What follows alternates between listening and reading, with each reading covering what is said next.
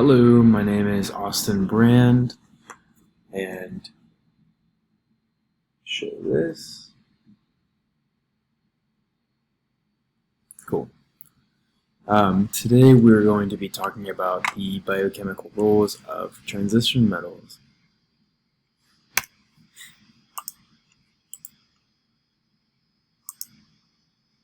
Alright, so learning objectives, we're going to talk about how transition metals are micronutrients. We'll explain multivalency and how that contributes to their ability to react and participate in different reactions. We'll explain the toxic effects, the idea of organometallic complex packaging, the physiology, absorption, transport, excretion, etc. So transition metals, they are micronutrients, unlike macronutrients, which you typically see like protein, fat, carbohydrates.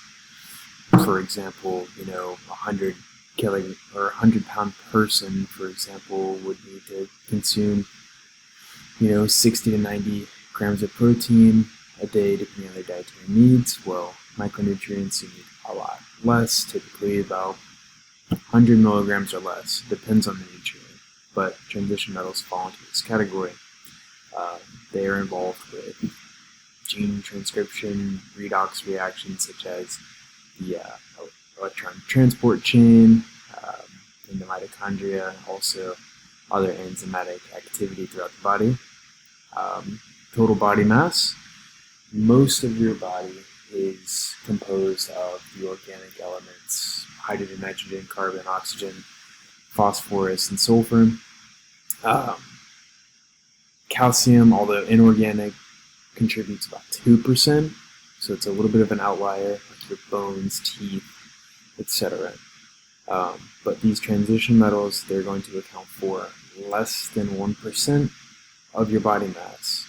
And listed below, you see things like iron, zinc, copper, nickel, all kind of falling into this category. So transition metals have enzymatic redox capability. What does that mean? They participate in redox reactions where you see transfer of electrons from reactants and products. This is based on their idea of multivalency, where you use iron, for example, can bounce between +2 charge and a +3 charge, and cobalt the same, where they're stable in multiple electron configurations. D orbitals typically, which include transition metals, have very similar energy states, which allows for this 1 to 2, maybe sometimes 3 electron differences all being stable. This way they can act as electron carriers, like we just talked about, electron transport chain, reducing substrates such as oxygen. They can also act as Lewis acids. They're non-protic, no hydrogen is involved, but they accept lone pairs from donor molecules, and we'll talk about that a little bit later with their toxicity. So question 1, what percentage of the human body by mass do inorganic elements contribute? Give you a second. C is correct. 97% are these organic elements like carbon, hydrogen, nitrogen, etc. The 2%, calcium, although inorganic, it does compose a higher percentage, and then 10% is just a throwaway answer. So toxicity. These transition metals are essential in small amounts, micronutrients. Too much can lead to bodily harm in many different ways. We'll talk about that in a second. For this reason, thankfully, the process of absorption and secretion is tightly regulated. But you see things like, we used to use nicotine products like vapes as an example. Heavy metals can be transferred through the lungs, through the skin, mucous membranes, a lot more rapidly and easily. So, for example, the same amount of ingested iron, for example, won't do as much damage as that same equivalent inhaled, for example. These bad effects can include things like protein loss of function. They can displace each other in different areas. And this loss of function is exacerbated by genetic damage, which can lead to things like cancer. When you change the makeup of a substance with these ROS species, reactive oxygen species, which are formed from like oxygen, let's say gaining an electron from a transition metal that normally it wouldn't if that transition metal would not have been there, that can go on to, let's say, donate an electron or form a bond with anything. We'll use like a neuron cell lipid bilayer. Let's say these ROS species disrupt a membrane, which is something that does happen in excess transition metal.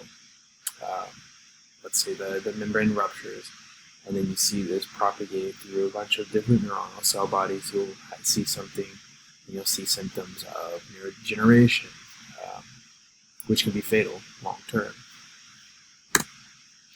And then this kind of just talks about some acute symptoms, so like immediate effects that you would experience. I'll use iron as another example. Too much iron. I don't know if you've ever taken like an iron pill or zinc or magnesium pill on an empty stomach.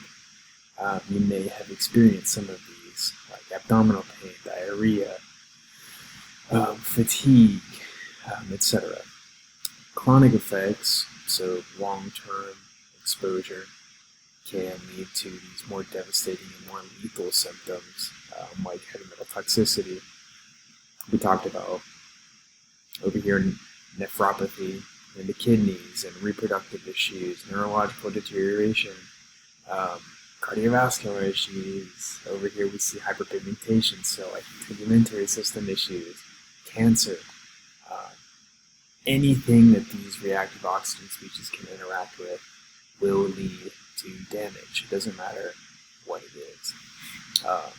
Some treatments, chelation therapy. Chelation is essentially like this little vessel that is easily ingested and excreted, but this vessel also has an affinity to the specific heavy metal that it's meant to remove from circulation.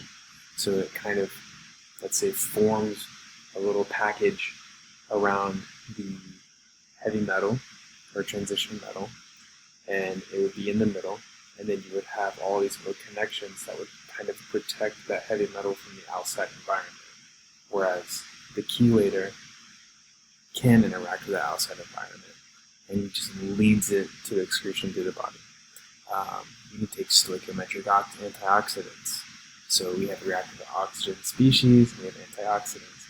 So if you calculate the stoichiometry, the molar ratios, you can ingest that in hopes that it would perfectly counter the oxidative potential damage. Of course, you can pre-treat with antioxidants. You hear like high antioxidant diets, for example. So question 2. Which of the following is not an effective strategy for treating transition metal toxicity? Give me a second.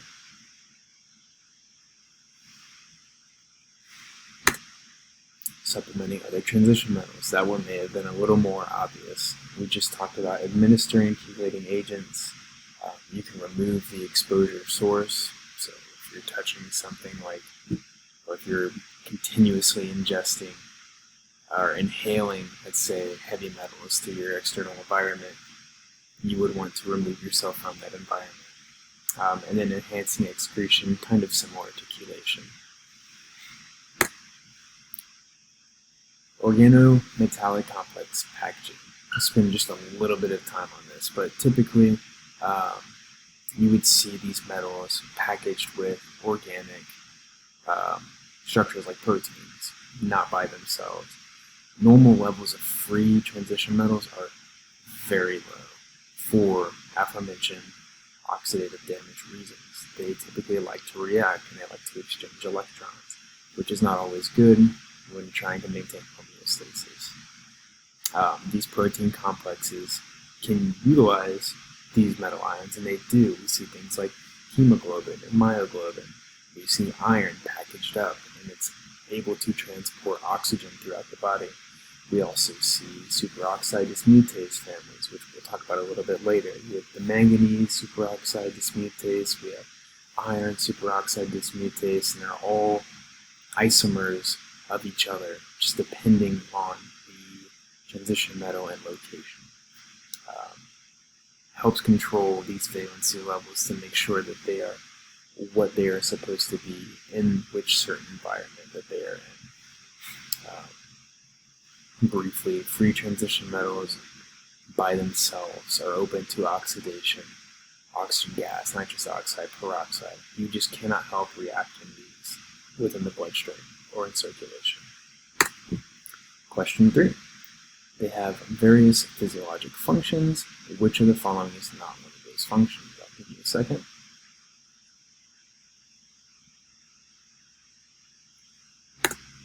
Providing long-term energy storage for our cells.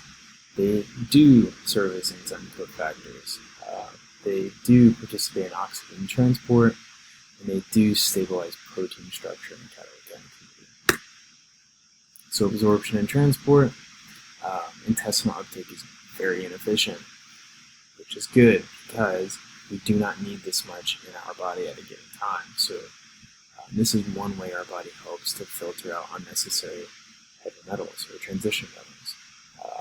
Very few of these pathways have actually even been discovered.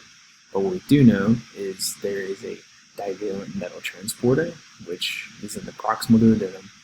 This transporter is able to uptake multiple different types of transition metals. It's kind of like a pseudo-universal transporter. Most require a specific valent state, so we see divalent.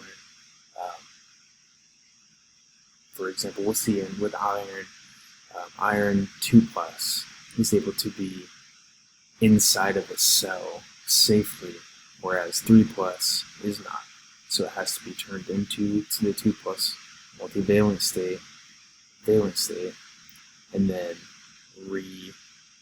entered into that 3+ after leaving the cell. Cobalt is specifically unique in that it's not ingested in its free form, it's ingested in its already packaged form as vitamin B12 or cobalamin. This is a lot. Just really quickly, we'll see that over here in the small intestine, this is through ingestion, we see iron. Iron is converted into its 2+ valent state, then it's able to be absorbed to the NRAMP2 transporter.